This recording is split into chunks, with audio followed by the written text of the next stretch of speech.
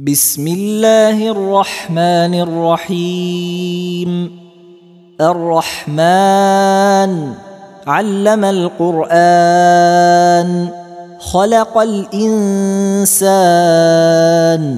علمه البيان. الشمس والقمر بحسبان، والنجم والشجر يسجدان. والسماء رفعها ووضع الميزان، ألا تطغوا في الميزان. وأقيموا الوزن بالقسط ولا تخسروا الميزان. والأرض وضعها للأنام، فيها فاكهة والنخل ذات الأكمام، والحب ذو العصف والريحان. فبأي آلاء ربكما تكذبان؟ خلق الإنسان من صلصال كالفخار، وخلق الجان من مارج من نار. فبأي آلاء ربكما تكذبان؟ رب المشرقين ورب المغربين، فبأي آلاء ربكما تكذبان؟ مرج البحرين يلتقيان، بينهما برزخ لا يبغيان. فبأي آلاء ربكما تكذبان؟ يخرج منهما اللؤلؤ والمرجان. فبأي آلاء ربكما تكذبان؟ وله الجوار المنشآت في البحر كالأعلام. فبأي آلاء ربكما تكذبان؟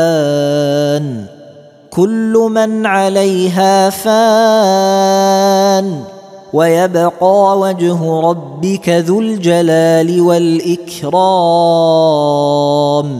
فبأي آلاء ربكما تكذبان؟ يسأله من في السماوات والأرض كل يوم هو في شأن. فبأي آلاء ربكما تكذبان؟ سنفرغ لكم أيها الثقلان. فبأي آلاء ربكما تكذبان؟ يا معشر الجن والإنس إن استطعتم أن تنفذوا من أقطار السماوات والأرض فانفذوا، لا تنفذون إلا بسلطان. فبأي آلاء ربكما تكذبان؟ يرسل عليكما شواظ من نار ونحاس فلا تنتصران.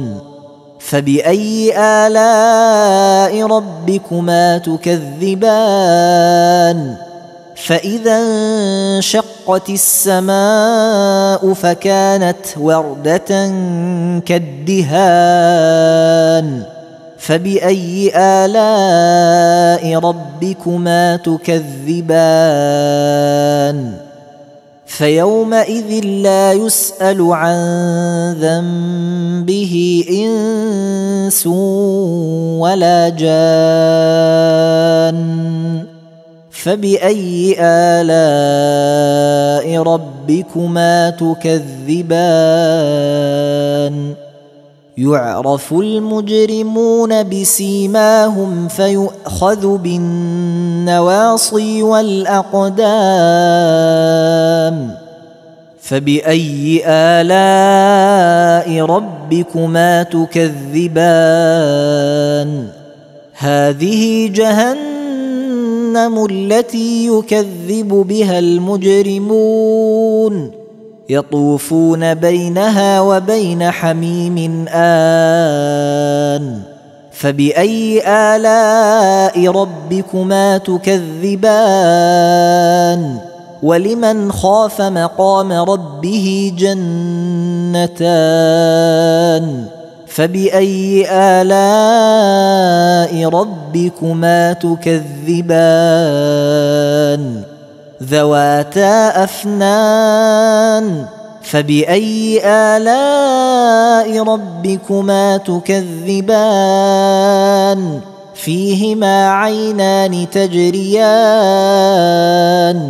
فبأي آلاء ربكما تكذبان فيهما من كل فاكهة زوجان فبأي آلاء ربكما تكذبان متكئين على فرش بطائنها من استبرق وجنى الجنتين دان فبأي آلاء ربكما تكذبان فيهن قاصرات الطرف لم يطمثهن إنس قبلهم ولا جان فبأي آلاء ربكما تكذبان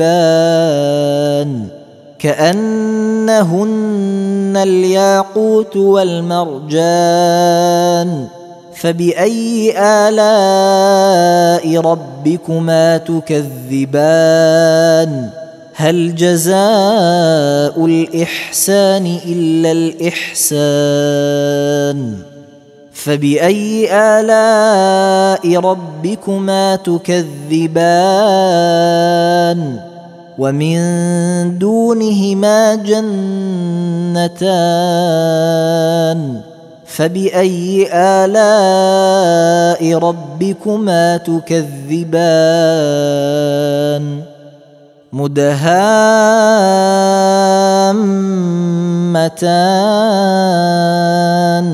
فبأي آلاء ربكما تكذبان فيهما عينان نضاختان فبأي آلاء ربكما تكذبان فيهما فاكهة ونخل ورمان فبأي آلاء ربكما تكذبان فيهن خيرات حسان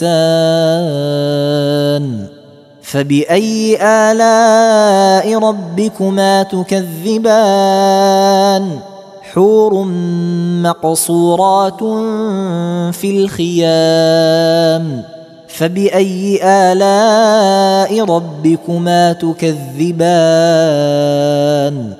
لم يطمثهن إنس قبلهم ولا جان فبأي آلاء ربكما تكذبان متكئين على رفرف خضر وعبقري حسان فبأي آلاء ربكما تكذبان تبارك اسم ربك ذي الجلال والإكرام